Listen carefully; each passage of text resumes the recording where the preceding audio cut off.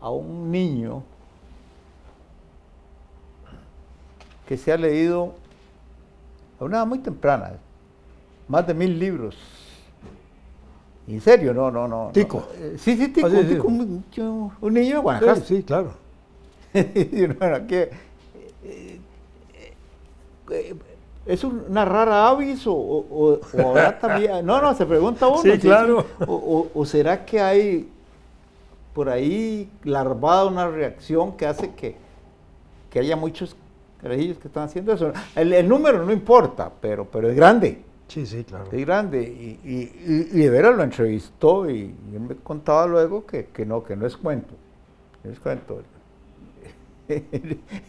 El hombre devora libros a una velocidad realmente alucinante.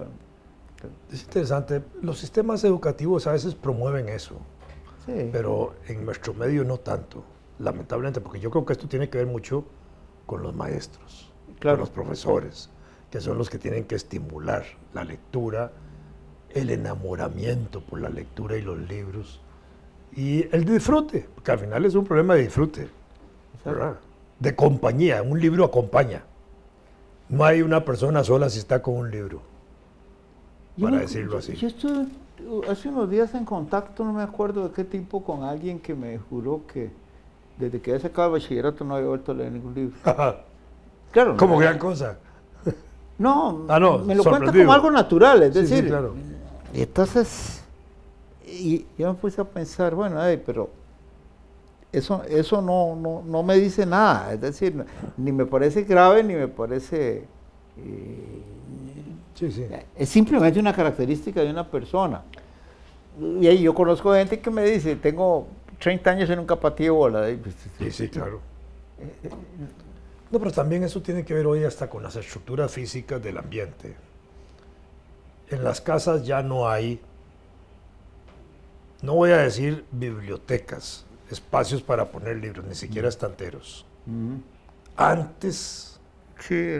30, 40 años atrás, normalmente en las casas había un estantero de libros y se veía que había una cultura, una práctica, un hábito de lectura. Hasta enciclopedias podían haber, pero había prácticas en ese sentido de ambiente que conducían a eso. Hoy no hay espacios para eso. Sí, bueno, claro, si usted dice eso en un ambiente, ¿y para qué? Si aquí tengo esto que lo hago. Ah, bueno, en el teléfono, allá anda toda la biblioteca. Eh, Exactamente. Cuando hablamos de libro físico y libro electrónico, bueno, es un debate que está abierto y va a seguir y tiene muchas facetas. Yo no creo que que dentro de 100 años no haya libro físico, nada por el estilo. Y siempre me hago esta idea de que el libro electrónico depende de demasiados elementos tecnológicos como para que uno pueda fiarse de él. En primer lugar, no parece ser tan duradero en los registros. 10 años. Bueno. Esa es la duración que le atribuyen. Que le soportan, sí. Bueno, eso por un lado. Y después, el hecho de que el soporte tecnológico que se requiere es muy delicado. Y ahí basta con ser ligeramente apocalíptico, sí, claro, para temer lo peor. Sí. Para temer lo peor, porque imaginemos que algunos de esos medios que se usan para mantener viva la fórmula del libro electrónico colapsa. Sí, claro. No digamos por las cosas, porque llegan los marcianos, no, por efectos naturales, o por una guerra nuclear, ¿verdad? Porque ni siquiera tendría que ser una guerra nuclear devastadora, sino sí, claro, que en cierta región del mundo. Entonces hay que tener mucho cuidado en eso, ¿verdad? Cuando a nosotros nos cuentan que hay uno de los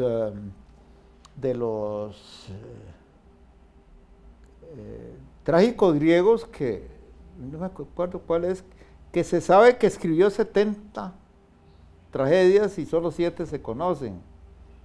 Es como para... Sí, claro. Eso puede ocurrir, y bueno, así que no, a mí el tema me parece interesante, pero no me apasiona, y a veces yo que lo toma como contencioso el asunto, mejor este que el otro, no, mejor no meterse en ninguna de las dos sectas, porque claro, el libro físico le quiebra a uno el espinazo, ¿verdad? Te meten una valija 40 y veré cómo le va.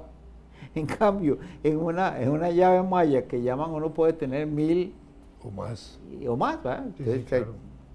yo tengo una con 1250. Yo les daba a los estudiantes, Fernando, un disco. En ese momento no había la llave maya tan desarrollada. Les daba un disquillo que yo preparaba con una cantidad de información igual. Eran libros, información, documentos. Y la llamaba biblioteca básica, ¿verdad? Y se las daba de cultura universal, de cultura nacional, etcétera, que creía que la debían tener, ¿verdad? Sí, así es. Sí. Y no, el futuro está como muy perdido en el futuro, como para decir, este es lo que nos va a tocar. Por cierto, en las circunstancias actuales del mundo hay muchas cosas que están en precario. Sí, claro. Ay, ¿qué vamos a hacer? Es como ese detalle electrónico que dice guarda en la nube. Y uno dice, la nube, Sí, ¿a dónde está eso ahí, verdad? Yo a veces pienso, y hay un aguacero, una tormenta, y esa nube se disipa, pues. Está, claro. Eso que ocurrió hace poco, que lo estuve viendo ahí, donde esos servidores gigantescos que existen para esos fines y otros, ¿verdad? De que son enormes, gastan una cantidad de energía enorme, grande. Por ahí, esas estadísticas tontas que a veces aparecen, que si el sistema de servidores de la red fuera un país, sería como el tercer o cuarto país, el tercer o cuarto país en consumo de energía. Sí. El conjunto, ¿verdad? Sí, claro. Y entonces lo que hay fue unos de esos almacenes que son gigantescos, se estaba convirtiendo en tanques, en tubos herméticos, y se están sumergiendo porque uno de los gastos de energía en el mar, uno de los gastos mayores de energía es el enfriamiento. Cuando a uno le vendía computadoras hace unos años, decía, no gasta nada, ¿no? Sí, gasta. Y solo en el calor disipado es enorme la cantidad. Dice que hay que aterrizar.